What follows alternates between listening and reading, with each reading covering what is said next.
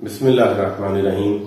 حاملہ عورت کو ایک تو ویسے ہی بہت زیادہ کریٹیکل کنڈیشن کا سامنا ہوتا ہے، حمل کے دوران گوناگون مسائل پیدا ہوتے ہیں۔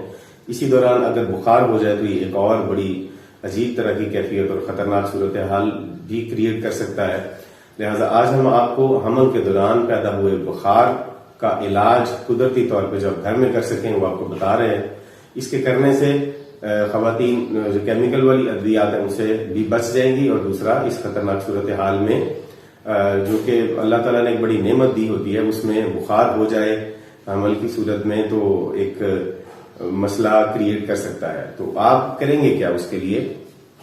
سندل سرخ، ملٹھی، خس، اشبا، گل کمبل، ان ادویات کو آپ نے 2 تولہ لینا ہے۔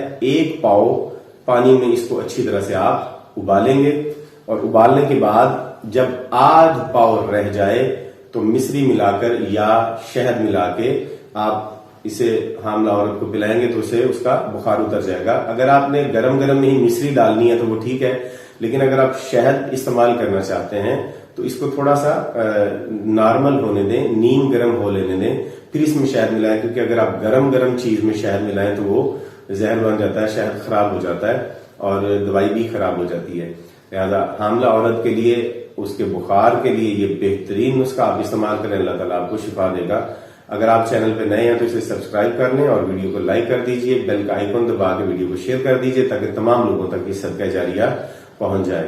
اگلی ویڈیو تک اجازت دیجئے، خدا حافظ۔